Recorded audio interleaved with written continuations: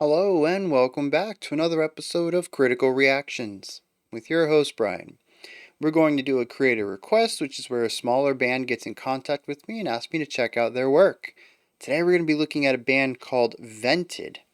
I was contacted by Greg, who is one of the band members, says I watched some of your cool reaction vids and I'd like to submit you a brand new banger from a fresh supergroup, which I think you'll dig. You might have already heard about them. I have not yet.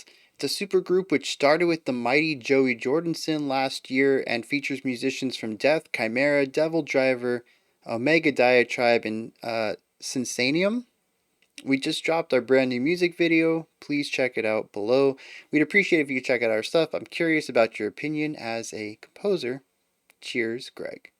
Alright, so let's dive into this. I'm expecting some metal, given where many of these musicians are from, but I've been surprised in the past. So let's dive into this, checking out VENTED's track My Desire.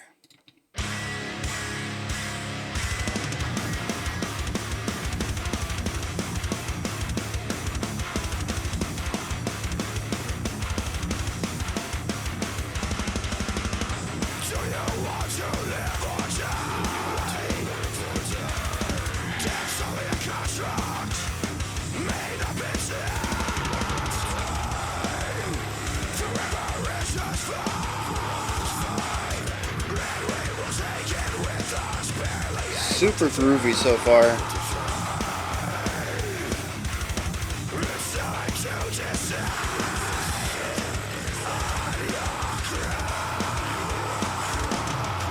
I'm really digging the back and forth of the two vocal styles as well.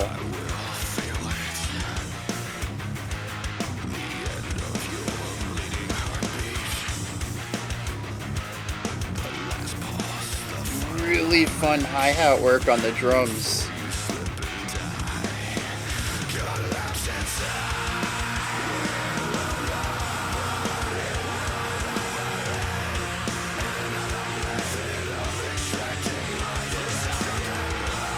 Yeah, really cool doubling up on the vocals here with the cleans and harshes.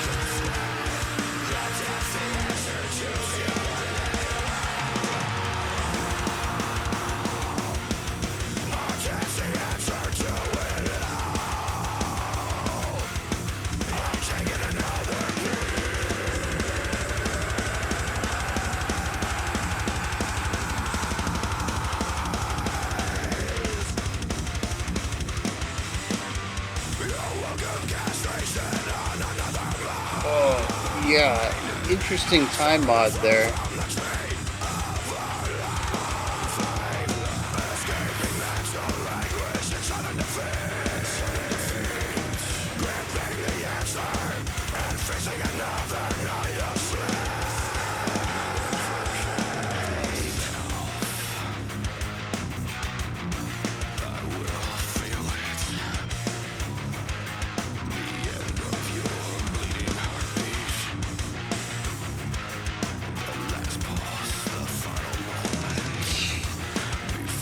Such a small detail with that hi-hat stuff, but it's so good.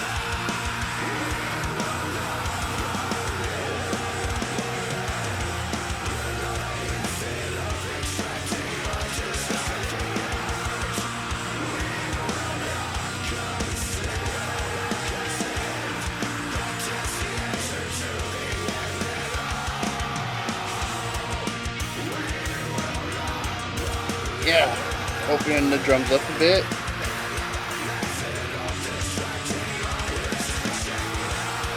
Taking the guitar line up an octave.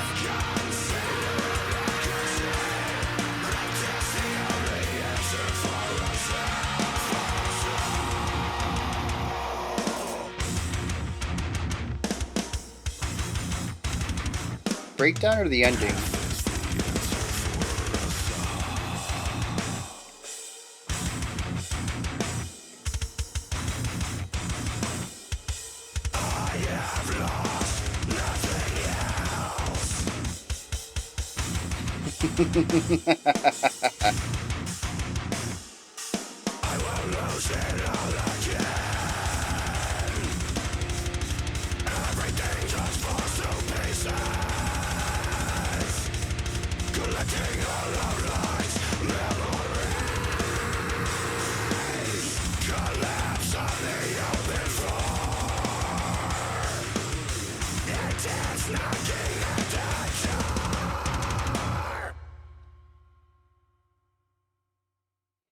All right, so a breakdown into an outro. Breakdown was the outro. I think we could put it in another term. So here's something interesting. I'm going to try my best not to draw these parallels as often as I can. Uh, but I find it interesting that Joey Jordanson started this. At least that's what the email stated. Um, but that it feels like a Slipknot band to me. Like, I'm trying not to put the band down. Like that, I got to get this out first so I don't touch on it like every single thing I talk about because there's so many details in here that remind me of how Slipknot composes a song. But it feels like a band that started out doing Slipknot covers and decided to go into their own original works, but kept a lot of that influence. And there's so many little bits of it, whether it's the guitar tone, even some of the drumming choices, the vocal work, just a lot of that airy, not raspy, airy fry crackle, really low, just really talking like this. Some of that, I mean, and the vocalist has a timbre so close to Corey's as well. So, I mean, there's just so many little elements of here that remind me a lot of, Slipknot sounds sonically and sound compositionally. That I just think it's really interesting that the original Slipknot drummer, is the one who started this project. Especially since there's so many, like, I looked a little bit into this. Devil Driver is, I don't remember what we've checked them out before. I think they're like black metal or something. Um, what was that other one that was mentioned? Synasium? That's so small. Synsanium. That is black metal from what I remember. So like it was really interesting for this music to not be as extreme as some of the stuff I was expecting, or some of the stuff where the musicians come from. But like, okay, so the subjective stuff is out of the way. I got that off my chest. I'm going to try not to bring up Slipknot at all throughout the rest of this video.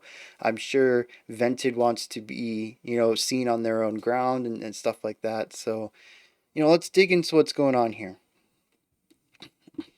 A lot of this song exists in two stages as far as the guitar and bass work go.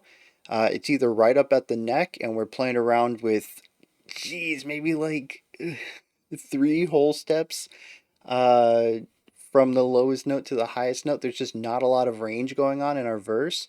Our chorus, where we bring in more melodic elements, is still a smaller range. It's probably about 75% of an octave, but it is, what is this, about an octave and a half, 2 octaves higher than our verse, so it moves into a little bit more of a higher pitched idea. And this is sort of where we bounce between, is sitting around one lower note and dancing around a wider range of notes in a higher octave. That is pretty much all the musical component to this track. Until we get to the breakdown, it'll be a separate section. So as far as riffage goes, it's not so much about the notes on the paper. It's more about how they sound, and this song is definitely a jam. There's a strong groove aspect to the riffage. It's not just about playing open tones and making accents after riding an open string for a little bit. There's not a lot of pedal tone stuff going on here. It really is about rhythmic and melodic movement. Just that movement isn't always very wide. It's sort of just like if it was dancing, it's a small contained groove, right? I don't know why I decided to do that, but you guys are in for a show. Let's get some dancing. Um, but yeah, so it's about the groove. It's about the way it sounds. The guitar tones are, I would say, more important than the riffs themselves. It sounds cool, everything about it. It doesn't necessarily need to be intricate or complex. It's just a great guitar groove, and we get that through most of the track. That verse line, I think, is our it's our intro guitar riff. It's our verse guitar riff, and we hear it a lot. And it's a good thing that it works. It's a good thing that it makes you just want to like headbang to the music. Now, the other aspect of this isn't just the stringed instruments, it's our percussion instruments. What is our drums doing? What are our drums doing? And the drums bring a lot of stability to the table. For the most part, they're sitting in the pocket, they're laying down the time signature, they're really creating that heartbeat for the band to play on top of. But the drummer has a voice, and I love it. There are a lot of little time modulations going on in here, little triplet ideas that exist for a couple of beats to push against everything else and just kind of change the time feel every once in a while just to create some contrast and change. But there's also some really fun cymbal work going on. I pointed out, man, there's that it's like I don't know, it's like 6 or 7 one-handed hits, and the hi-hat's a little open. It doesn't sound like it's full open, but it's not closed. And then it goes into this full-on like 16 hit run, and it's just such a cool section. It's it's like it's a fill, but it's also a lead into the fill, but it also plays very well against what the guitars are doing to finish up this phrase before the repetition as well. It works so beautifully in the context while still being something very neat. It's simple. It's just, let's hit the hi-hat a lot of times, but sometimes simplicity can add character and can just fit well with everything around it. Complexity would not have worked as well in this situation. We could have had this massive drum fill from one side to the other, but it would have detracted from the song. And yeah, it really works. As simple as it is, like just let's hit the hi-hat in different amounts. But it just sounds so good in the moment, especially since I don't think the cymbals have as much presence in the mix, which yeah, I mean it's a heavy song. Makes sense to give more oomph to the lower and mid end stuff, your snares, toms, bass kicks. Even the ride cymbal, when we get to it at the end, is a bit drowned out. And, I think that's for effect. This is really supposed to be a heavy song. Even when we get to the chorus, which is a bit more elevated, our pitch rises and stuff like that in the guitars, there's still this heavy underlying element to it all. It's a heavy song, so EQing the heavier lower parts of the drum kit make more sense. But having this really poignant in your face hi-hat stuff there, it calls attention to it, but it also just works so well with everything. So like it was so good. I was so happy to hear it a second time. But yeah, the drumming's just it is insanely tight, sitting in the pocket, and has a voice. There's some really neat ideas going on when the drummer gets to get outside of that and implement some ideas other than being a metronome. And that leaves one more two more instruments. Technically, I feel really bad about this. I'm not sure where the decision was for this, or maybe I'm missing something. There is a keyboardist. In the description, it's Simon Bondar. I hope I pronounced that right. I saw the keys about halfway into the video out of my periphery. I was like, oh, there's a keyboardist here. And so I tried to listen in for it, and I got nothing. I don't know what the keys were doing. And part of it is that the keyboardist could be doing anything. The thing about synthesizers is that there's no limit or boundaries to the sound. So I don't know what I'm looking for. I'm basically just trying to hear something that isn't the guitars and bass or the drums or the vocals. What else is it there? And I heard one thing at the very end. There's like this, I don't know, like this alarm, this siren sound going around in the last like 30 seconds. And I heard it in the pockets of everything. So, we were in a breakdown, halftime feel. There's lots of space between attacks. But that's the only thing that I heard throughout this track that I could attribute to, a sample being played from the keyboardist. And I don't know if that's because the keys were doing what the guitars and bass were doing, and maybe they even utilized distortion and compression on their sound, so it just kind of bled into the rest of the band sound, which is possible. I'd say even the bass I found difficult to hear at times because it was often doing exactly what the guitar was doing. But if it weren't for the fact that I saw the keyboardist and in the description it said there's a keyboardist, I would never have even guessed there was a keyboardist. I would never have talked about it. Um, and I don't know why that is. I don't know if it's a production thing. I don't know if it's just doing what the band is doing, and what is that, camouflaging into into what the strings are playing. Um, but like I said, I feel really bad because I really listened for some keyboarding or samples or strings or synthesizers or just anything that wasn't our guitar and bass, and I didn't hear anything. So it might just be this song. Maybe I listened to another song and they're just very obvious. Oh, there's a keyboardist here, but maybe they just wanted that full wall of sound, full body track where everybody played the same thing. And like metal does that a lot. So, like I said, it's possible the keys just kind of slipped in and disguised themselves there. In which case, if that was the intent, perfect. Completely masked the keyboard.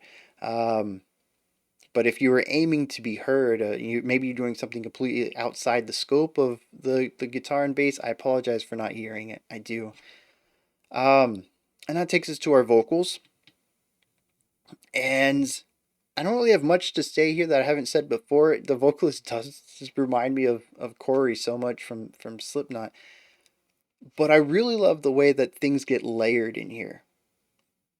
It's we have the call and response at the beginning. We have our harshes and our whispers or our voice crackle, whatever you want to call it. We get the call and response on that. But when you get into the chorus, we actually have this really nice double tracked, harsh, and clean singing idea. But what's really cool is that they don't always do the same things, they deviate. They have different entrants on specific syllables, which kind of creates a small delay effect. But even when we get to the end of the line, the growls or the harshes, they do something. I don't remember if they start like the final couple of words before the cleans do and then they line back up, or if the harshes have an extra set of words that the cleans don't do. They just kind of hang on this final note, this final syllable here, and then the harshes move into this next area. But there's this separation that happens, and it's so cool. I love it because it's not just, hey, let's layer this up. It's, hey, these are two separate parts. They do sing the same thing at times, but they're not beholden to each other. It's not the same exact thing doubled up. They just happen to be doing a similar thing at the same time. And I absolutely love that. Very cool stuff. Um, so we've kind of broken down all this. I want to talk about the ending because a lot of everything that comes before, like the last minute, is all pretty much that verse chorus stuff that we talked about. But the ending, we go into some halftime feels, and then we halftime the halftime. And we just have this really cool breaking down of concepts. I'm not a big fan of breakdowns, but I think this one worked because it wasn't just, hey, let's play at halftime and make things heavy. It was a variation on some of the ideas we had already heard. And I love how there's context to the breakdown. It isn't just saying, let's slow things down. What if we take this riff and we remove some of the notes because we're not going to be playing a lot and we allow these tones to be suspended, and then we can explore some of the dyads that are being created here between our bass and our guitar.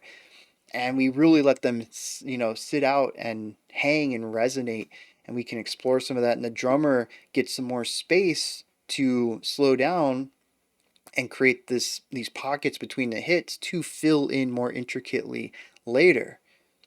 It's just a really neat way to create emptiness and for that emptiness to resonate in different ways. That's all based off of concepts we have already heard. There's ties back to our full time section. And I'm just a big fan of that entirely. Um, Callbacks, tying things together, making sure there's cohesion between your composition. Like I'm a sucker for that. um, so what's this song about though lyrically?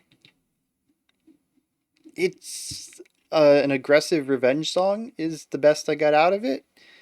And it's not just any revenge; it's murder, and it is a very close murder. We're not talking about shooting somebody from, miles away. The chorus, I think, it's repeated a couple times. It says, "I'll feel it, the end of your bleeding heartbeat, the last pulse, the final moment before you slip and die." Like there is a lot of hatred here. This is not just simple revenge. This is vengeance. Um, and it goes into a little bit of what this other person did to them. That's what the verses are about. Um,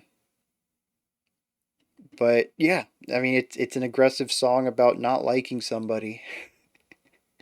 We could probably say hating somebody and wanting to take their life. And there's even a part that says, death is the only thing that will. Oh yeah, we won't believe in another method of extracting my desires, and we won't conceive that death's the answer to end it all. Um, So I like how there's both, there's nothing that's going to deter me, but I also understand that this isn't going to fix things. But like I still want this anyways. So yeah, I mean the aggression in the music, even the simplicity of the riffage. Like I said, it was designed to be heavy and headbanging and not necessarily something to dig into and pick apart and say, oh, they're going through this and adding this suspended. No, it's like it's not supposed to be complex, right? And I think the simplicity of the music perfectly pairs with the simplicity of this anger, this vengeance. It's not complicated. This dude wronged me and I'm going to kill him. I know it's not going to make me feel better, but I want to do it anyways. Um, and while I don't necessarily agree with the message, the art, it's there. The themes they're tying together, and so it does a good job of doing what it does, I should say. So those are my thoughts on Vented's My Desire. What did y'all think though? Did you enjoy it? Did you not? Anything in there that stood out to you that you'd like to add on to what I said, or maybe even just correct me on if you heard something differently than I did? Let me know down in the comments. Above that's a description box. In there is a link for anything I can find related to Vented. We're going to have their streaming platforms, their social media links, their YouTube page if you want to go check that out. Um, Above that, if you could, like, subscribe, and ring the bell. If you enjoyed this, head over to their page, like and subscribe to them. We got one more creator request today. Tomorrow, we got our final album review of the year. Sunday, we have our final live stream of the year. And then Monday, we'll be back with Bryan's personal picks. Kind of. It'll be a lighter workload, and I'm just picking everything that we do so I can kind of ensure we check out some shorter songs since my kid's going to be out of school. I want to spend some family time over the holidays. All right, until next time, remember to be critical, not cynical, of the music you listen to, and have a fantastic morning, afternoon, or evening whenever you choose to watch my videos.